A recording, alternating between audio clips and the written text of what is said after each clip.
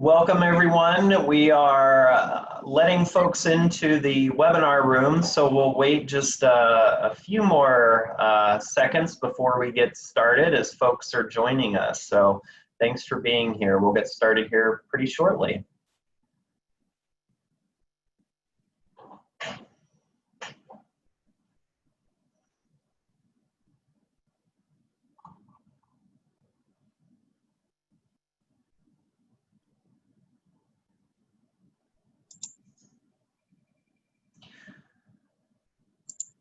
Awesome. Well, we're going to go ahead and get started. Thanks for joining us today. And I'm going to address one of the questions right now in the chat. Yes, all the webinars are archived and recorded, so you'll be able to use those as you'd like. We'll talk more about that here in just a little bit as well. But this is our 10th webinar, so excited to kind of wrap up this portion of some of our efforts around Launch Nebraska, and really being more intentional around thinking about fall. Even though we already know folks are making plans and thinking about fall, we're going to walk through some just multiple scenarios and talk about some additional guidance that's going to be available from the department. So glad you're able to join us. I did just want to mention, and I've mentioned this on every call or every webinar, is that the last week's slides are posted. So I think that that link went in the chat box. And Dana, if you can click slides for me, that would be great. Last week we had two webinars, one on leveraging assessment for individualized instruction, and then we also had a webinar on supporting independent science learning. So those are available, they're archived, not just the webinar recording, but the slides as well as the tools and resources. I know folks have been asking for those. One of the things that's great is there's over 10 free hours of professional learning in these webinars. So as you're working with your building teams and as you're thinking about fall, there's some really great places for you to start in thinking about supports for educators and staff as well. So really glad that we've had great turnout for these. So as we get started today, I just wanted to kind of level set our conversation for this particular webinar and talking a little bit about some things that we know. Some of you may have heard at the governor's press conference yesterday, the commissioner Dr. Bloomstead articulated that schools will be in session for the fall. Now, I think what's important to know in that is that what that looks like is going to probably vary across the state. And I think the other piece that's important to acknowledge with what school looks like across districts and systems is the decisions that are made based in consultation with local health departments. I just saw an article from the Lincoln Journal-Star relative to how Lincoln Public Schools are thinking about the different scenarios for fall that are aligned with the risk threat. So there's still a lot of time between now and August, of course, and we know that you're wanting to make some plans, but in the conversations that we've been having and the guidance that we're developing, is what we're really doing is planning for multiple scenarios. And I would say there's three scenarios that we see school districts thinking about right now. Number one is in person. That's what we're working towards. And if the health situation doesn't allow for us to be 100% in person, that there might be some type of a hybrid where maybe it's K-5 that's in person and there are some cohorts that rotate through for middle school or high school. Or it could be cohort A, cohort B, some of those different types of scenarios. And then the third scenario that we're seeing districts plan for is 100% remote. And that's certainly not what we want, but relative to the uncertainties and unknowns around the virus itself, we do think it makes sense to have some planning for those scenarios. One thing I might also mention in the hybrid piece is thinking about what happens if there is some type of rolling school closure, where there's an outbreak and a school has to close. And we'll dig deeper into some of those layers We know it's complex. We know it's interconnected to so many parts and pieces, but we really do anticipate, great success as we're thinking about how we can serve students in the fall.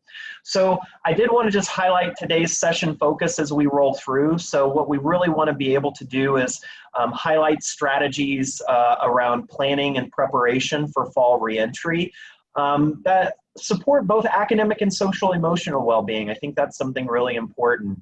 And I'm excited to have School Kit join us in this journey again today, and thankful that Dana has agreed to serve as our facilitator today. So Dana, I'm going to flip it back over to you to help us jump in. Thank you, Corey, and good afternoon, Nebraska. My name is Dana Bogle. I am actually here in Maryland right now. I am the Managing Director of Partnerships with School Kit. This is my 15th year in education. I'm a former teacher and former principal of a pre-K through 12 school, public schools in New York and in Washington, D.C. And I'm also a proud mom, so I just wanted to share that with you all. And a fun fact is that I'm fascinated by learning in the brain. And I'm fascinated by it on and off duty. So the current podcast that I'm listening to is Hidden Brain. So check it out. And these are my two lovely boys, Xavier and Xander. So today, I just want to start by establishing some norms and giving some tips. If you can please use the Q&A feature if you have questions about technology or logistics, someone will definitely get to you.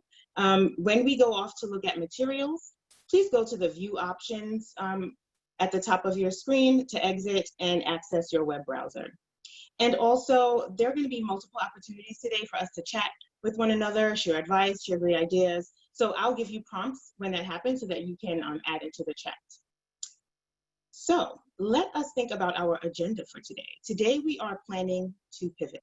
And so we welcome you, and great to be here. And I'm looking forward to sharing and learning more from you all today. So let's get the conversation started. I would love for you all to think about what did you learn that's new during this remote learning this spring.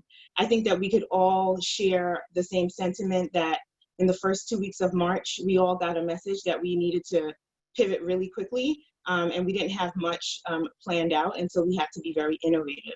So in those past few weeks and months, what are some things that you all learned? Go ahead and drop it in the chat.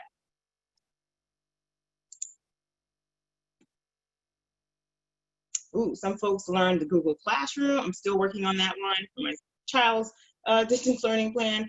Communication was very important. Screencastify, yes. Flipgrid, Zoom has been working great. Class Dojo, all of these great platforms to communicate and continue learning. Be flexible, yes, thank you for sharing that. The students could adapt. Zoom, Zoom, Zoom. Awesome. Learning more about using Teams, yes. Students struggling to feel motivated and acknowledging that and figuring out what we're going to do. That was a great learning experience. Yes. Oh, teaching kindergarten behind a screen is tough, but you tried hard. Awesome. Building engagement in Zoom class meetings. These are all great. So much that we learned, and then also things that we knew were difficult that we still want to work on. So knowing that we missed a lot of people, that's a good acknowledgement to have.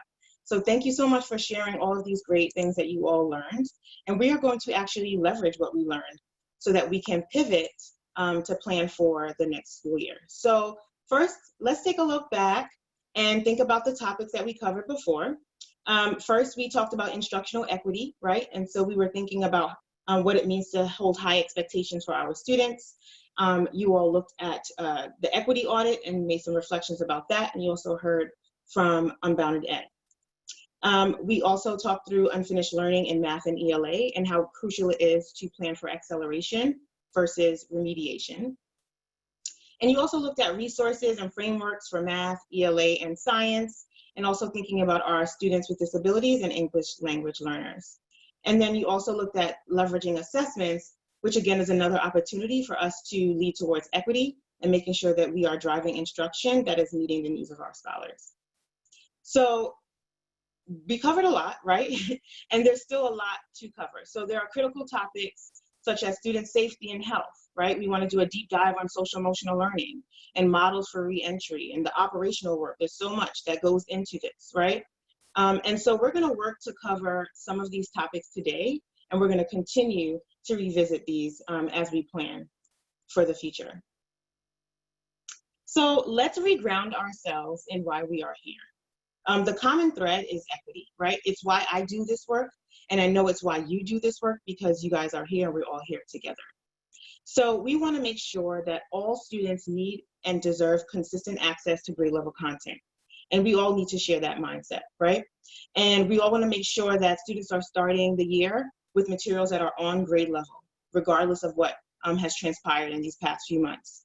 And we also want to make sure that they're being given high quality instructional materials so that they can engage and learn. And when we say engage, we mean the emotional engagement, but also the cognitive engagement, right? So we're thinking about that rigor. So let's think about our essential question for today, which is essentially, how can we account for all of the critical components of reentry and restart while keeping instructional equity at the forefront of our minds, right?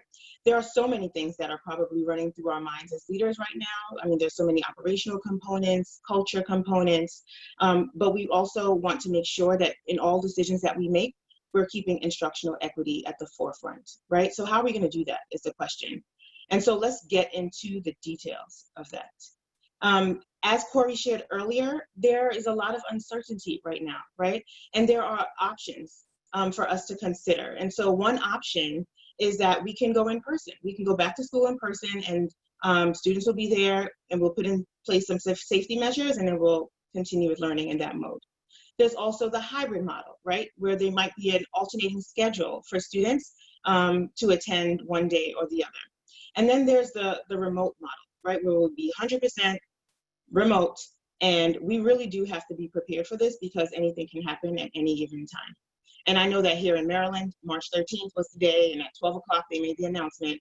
And on Monday morning, we had to figure out a plan. So we have to be prepared for it, right? So there are two truths embedded within this. The first is that we must be prepared to go remote at any time, right?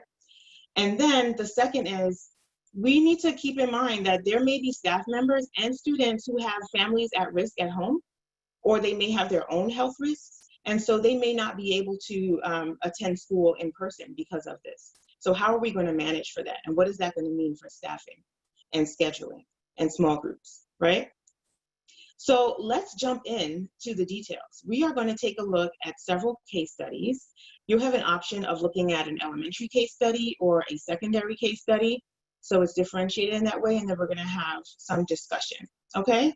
So knowing that there are three options, today we're just going to focus on the hybrid model, all right? So some things to keep in mind. First and foremost, we are keeping the safety of our students, staff, and community as a top priority, right? We know that there's no one way of planning, and there's no right answer. So today we're just talking about one way. The NDE will be providing additional guidance later this summer. You guys have so much guidance already, which is awesome. And you're going to continue to get more as more information is known. And you're going to consider the case studies, right? With your context in mind, because we know that there are multiple variables in different school settings. So with that framing, we are going to dig into these great case studies. We're going to do some close reading, right? And we're going to look at the case study piece by piece. And there are going to be two specific questions that we'll ask ourselves each time.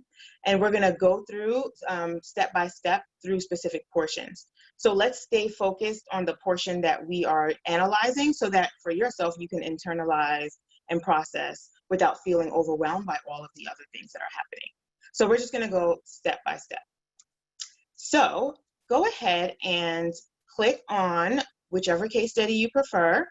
They will be in the chat for you. I'll give you a few seconds to pull those up. All right. And everyone should have up either the elementary case study or the high school case study, okay? And the case studies, they look like this. So the first activity, we're going to do 4. The first activity is to just read page 1. Just page 1, okay? And I want you to think about these questions that are here on your screen for you. What do you notice about the Return to School Committee?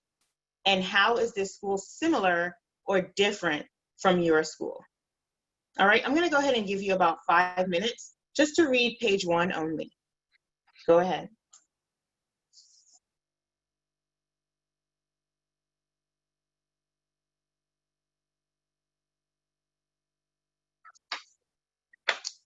I have my student timer here. I'm gonna use it.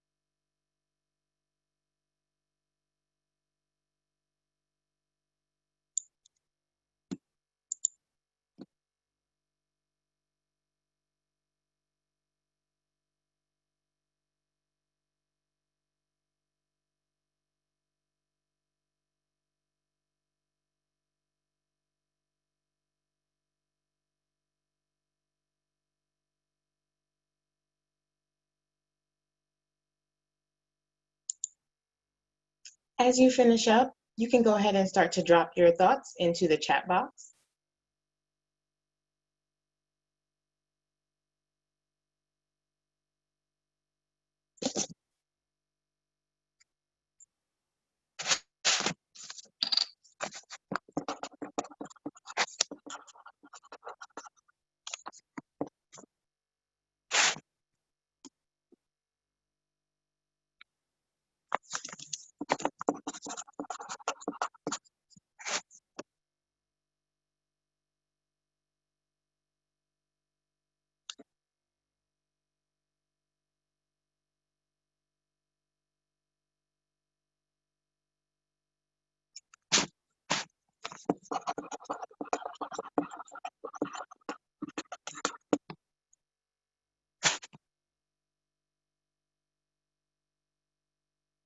We're just going to take about 1 more minute to read.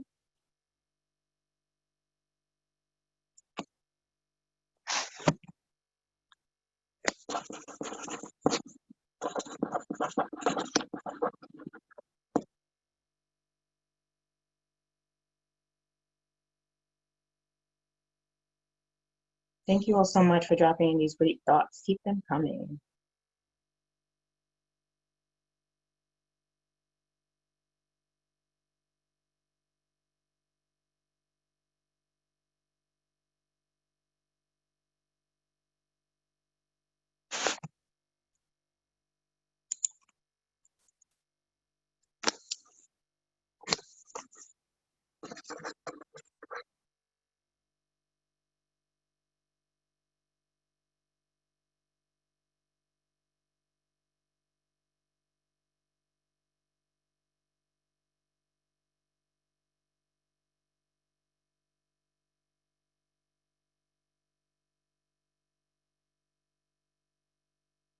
All right, I see folks are starting to drop in their thoughts in the chat. Thank you so much. Go ahead and continue to drop your thoughts about the following questions here. What do you notice about the Return to School Committee, and how is the school similar or different from your school? All right. So we are seeing lots of great responses and reflections about what the committee is made up of. And so folks are noticing that the sizes of teams may differ. Your school team might be larger or smaller than the case study team, or your student body might be smaller or larger, which is very true. Some of you may have your elementary and secondary combined. And when we think about the composition of the committee, We're noticing that there are folks who are representing administration from different aspects, and some folks are noticing that there aren't as many teachers, or there aren't any teachers listed on the committee. And so that's something to consider when you are considering your context, how you want to build that out, right? The case study are here for us to guide our thinking, and I'm so glad that you all are identifying ways in which you will improve it. So with that said, let us move on to thinking about how they actually did this work.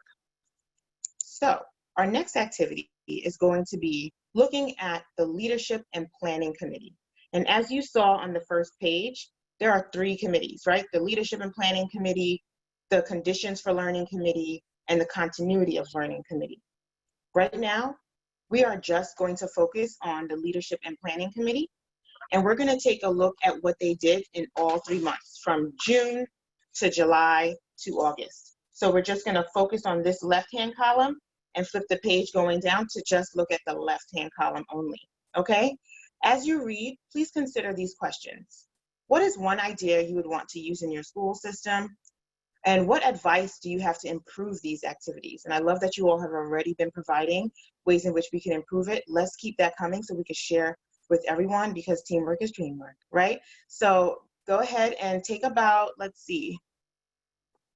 take about 6 or 7 minutes to read through, and then we'll come back, and as you're finished, go ahead and drop your responses into the chat, okay?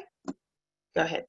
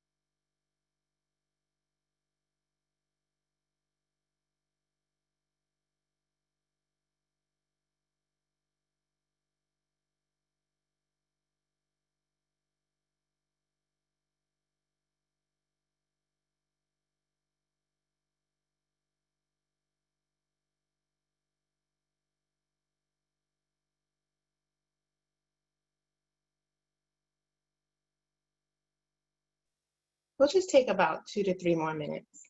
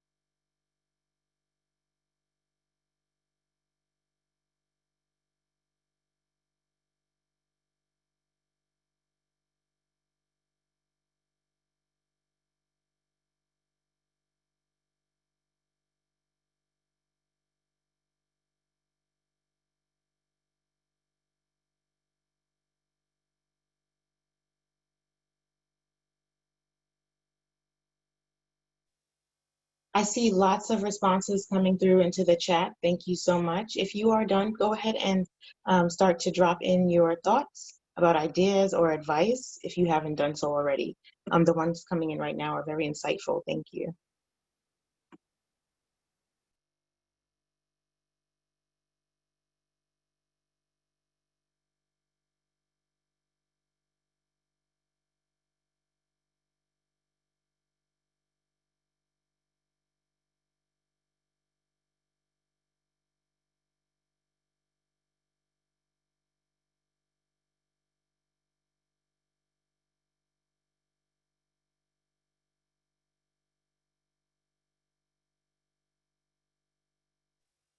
All right. Thank you so much for all of these great ideas coming into the chat as you look through the leadership and planning column. There's been some great ideas shared, and I just wanted to share back what I've been seeing. Folks are really appreciating the town halls and the level of communication, the intentional communication, the proactive communication that's happening in a timely manner. Lots of folks are really appreciating the training and time given to teachers to plan that's not within the school day, collecting data to inform our practices and our decisions, the family surveys around how they're feeling and the social emotional status of our students. These are all great aspects of the case study. And I know that there were some questions that came up around why do we prioritize CTE for the high school, and if you have a large class in elementary of like maybe 32 or more, how do you go about creating an AB schedule, right? And you know, the logistical aspect of like deep cleaning the building, what is that going to look like if scholars are in and out every day? So these are all really great questions to be thinking and keeping in mind as we continue to think about how we're going to plan to pivot for our own buildings. I'm so tempted to keep reading all of these great thoughts, but the culture building is going to be key. Thank you so much for sharing these great ideas.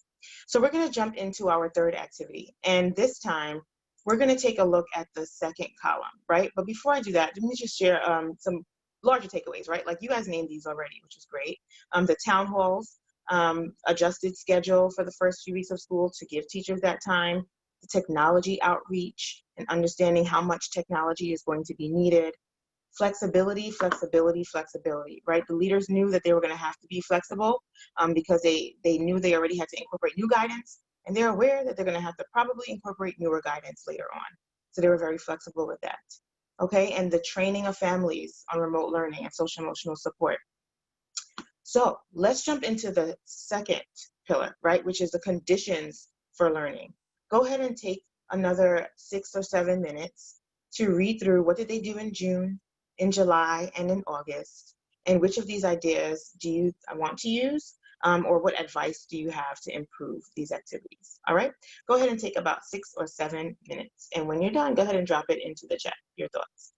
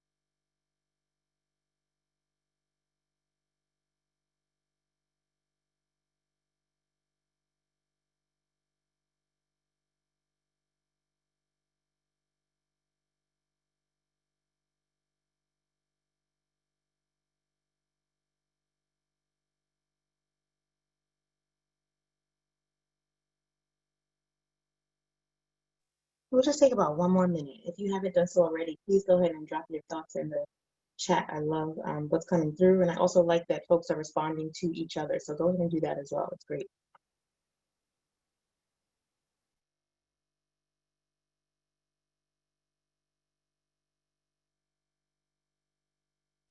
Okay, I'm going to go ahead and give you guys just a minute to drop your ideas into the chat. What ideas do you appreciate, and what advice might you give?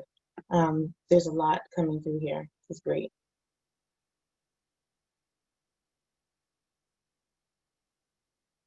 Mm.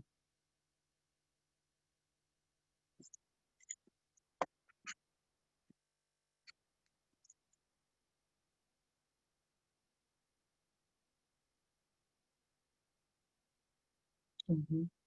These are such great responses. We're seeing a lot about the communication, and clarity, right? So key. The fact that we're giving out surveys to families to understand where are they, how are they feeling, both for the family and the student, and even with COVID-19, where do they stand there? What support do they need? What kind of mental health support do they need? And also considering that for our staff as well. Absolutely.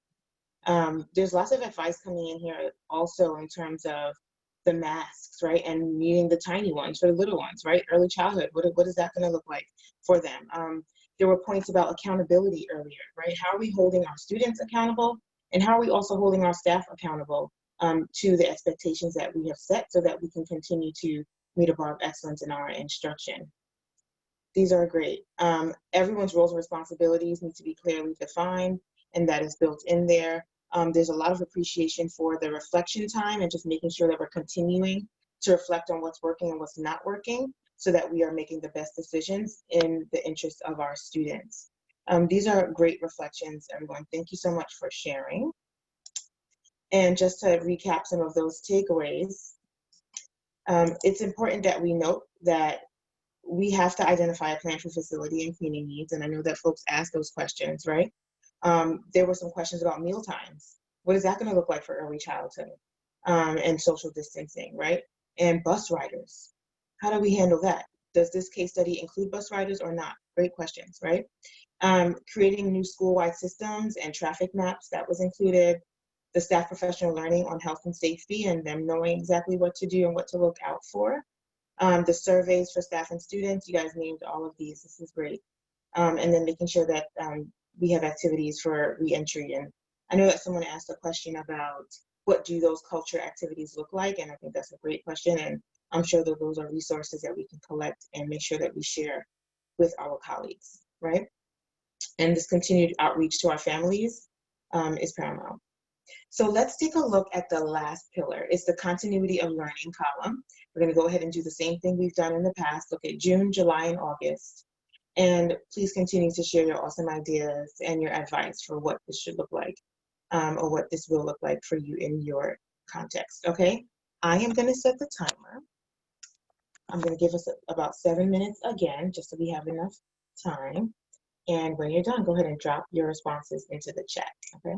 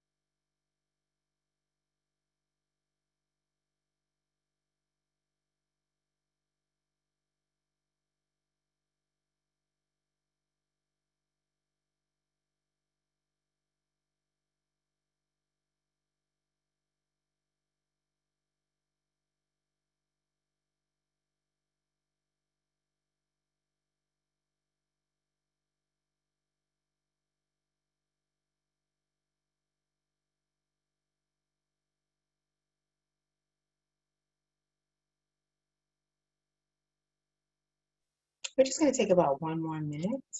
So you can go ahead and drop your thoughts in the chat if you're done. Thank you for all of the wonderful thoughts already coming in.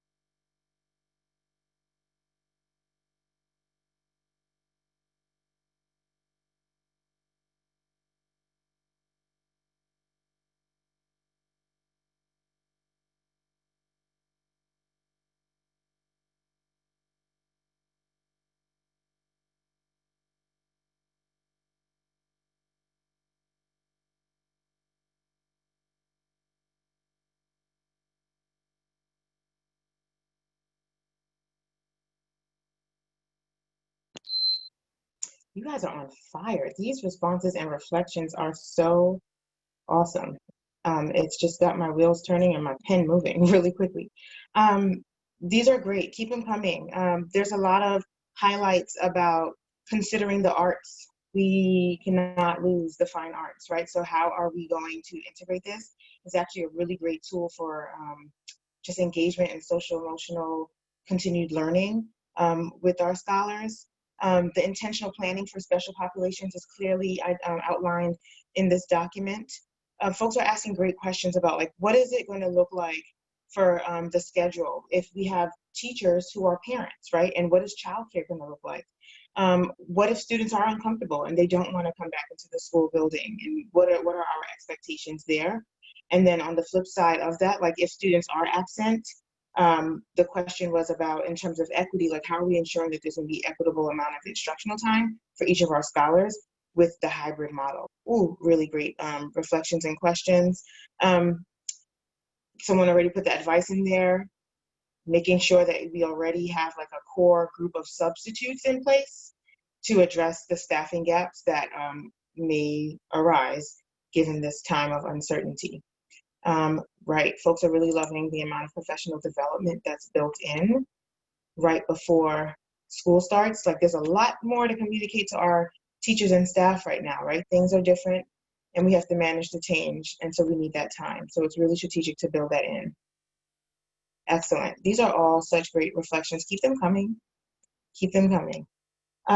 So let's synthesize, right? I'll do a quick recap and then we'll just synthesize what we're seeing here. So for this model, for the continuity of learning, there's multiple schedules and flexible schedules, right? So we really need those scheduling gurus on our teams. We need to ensure that the students with special needs are English language learners, that we have plans in place. We're really monitoring and addressing everything that's built out in their IEPs and their 504 plans, and also know that we might need to account for additional students who will be at risk when they return. Ordering important supplies is crucial, especially texts and the curricular materials that go along with it that they may be able to take home or bring back, right? So whatever manipulatives, books, novel sets are crucial.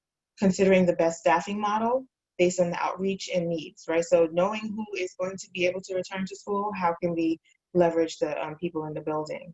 And then again, you guys have outlined this multiple times. It's such a value to have summertime planning for teachers. So let's synthesize what we're learning here. My question to you is, how are the strategic actions that the leaders took connected or dependent upon one another? Okay, because we looked at the Leadership and Planning Committee, we looked at the Conditions for Learning Committee, and we looked at the Continuity of Learning. How are their roles and the work that they're doing dependent on one another? Go ahead and drop a few thoughts in the chat.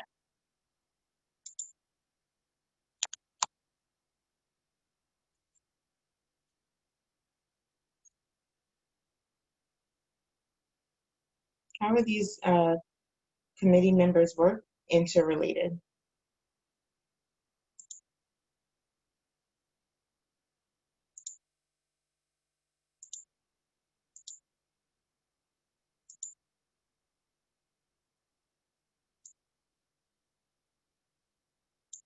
We know that when the operations team is giving out the surveys, right, the conditions for learning team, they are reaching out, getting information from our staff, from our families about how they're feeling, what they need, right?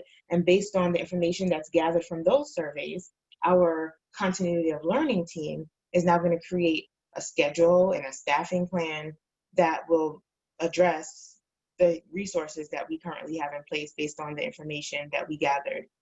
So that's one way how those roles are interdependent. I see more thoughts coming in. Communication, communication, communication. It has to be inclusive and everyone needs to be in the know at all given time. So there really is going to be a need to make sure that each committee is working together with one another at some point, right? And then, yes, I think this point about streamlining the communication is really key because we want to think about who's receiving it, how our stakeholders are receiving it, and we want it to be clear and concise, right? Clarity. I know that folks were highlighting clarity several times earlier, so that is definitely a point there. Yes, communication to all parties is imperative. And I love how you all are still sharing ideas with one another in the chat. Thank you so much. There's a lot of work that needs to be done within the three committees, but what's important to note is that at the end of the day, it's going to be the power of one team in your school building that's going to really make the work happen. There are several interdependencies, right?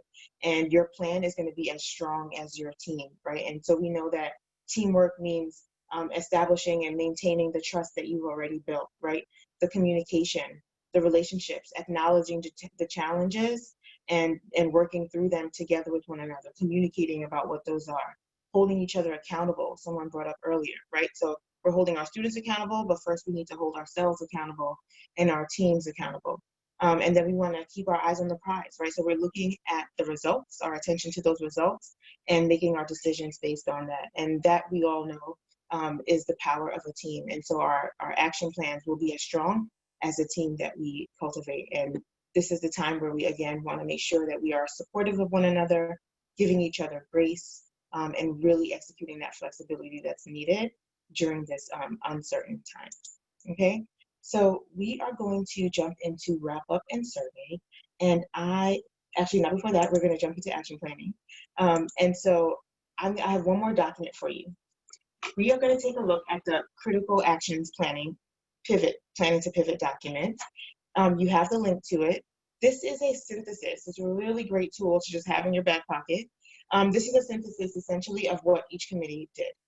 And I know that you thought about it individually, but now we want you to think about collectively, what are the things that you're going to do to support your school in your context, right? So I want you to identify one action item from each pillar that you plan to implement.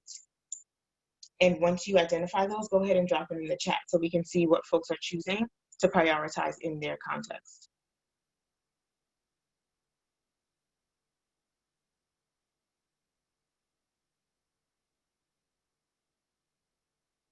And if the link doesn't work for you, we have the direct link for you in the chat.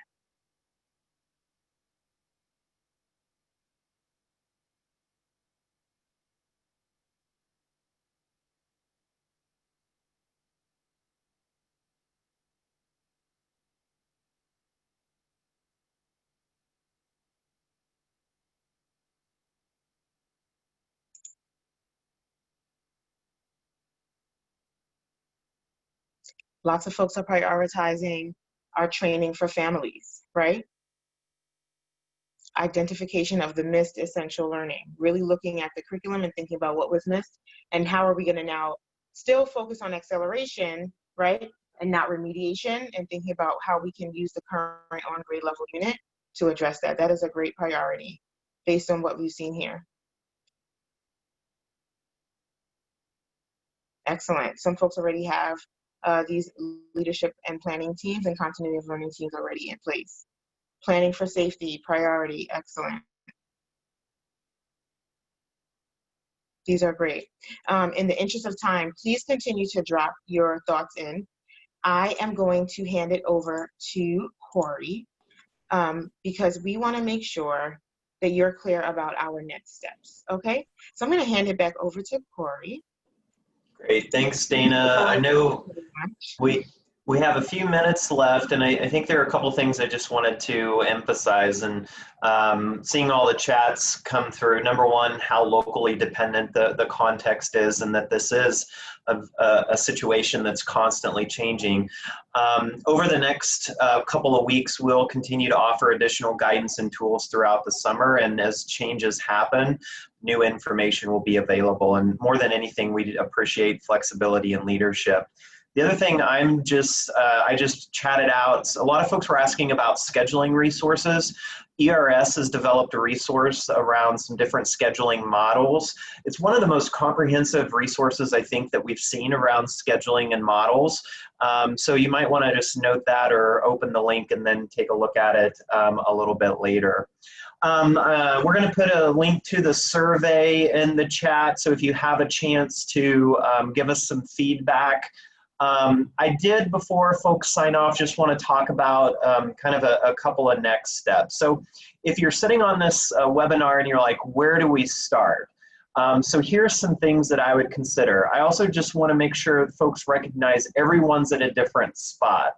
So what we've been recommending for districts under where to start is utilize the information on Launch Nebraska as a starting point. So www.launchne.com is a great place to start. If you can click to the next slide, Dana, that would be great. Thank you. Along with that is we have these virtual professional learning sessions available.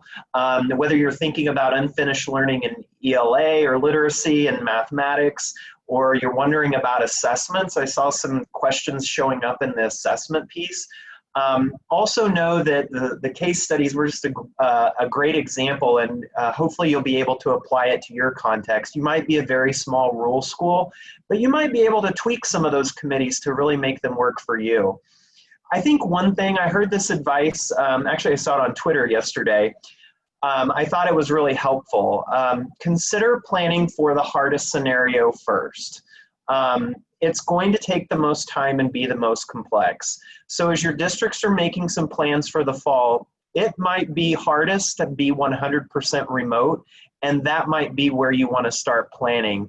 My fear is if you spend too much time planning for things that, because they're a little bit easier, is that as we get through the summer, there may be less time to focus on that. So I thought that was really important and wanted to pass that along as well. And then we'll continue to provide supports based on needs. Certainly we know different parts of our state are impacted differently by the coronavirus, so we want to make sure to recognize that in our situation as well. Last, I do want to put in a plug. So there was a lot of conversations around social emotional learning. So our Nebraska MTSS team has put together a webinar series on social emotional learning. You can see the topics that are listed there along with the dates. I think the biggest thing for you to know is to know that they're going to be posted. The registration will be available within the next couple of weeks at the LaunchNE website. Email myself, email Amy Roan. We'll be happy to share that information once it's available. So if you're thinking about what does SEL look like in this space, these would be some great resources to continue the conversation. We're going to put the survey link back up again. I know we've had a request for that. And again, thank you so much for your time today, and thank you for all the great work that you're doing, and feel free to let us know how we can help out. So I just want to again emphasize every district is looking at this differently, but we're all in this together, so we're glad to help. Hope everyone has a great rest of the day, and we'll see you soon. Take care and stay healthy.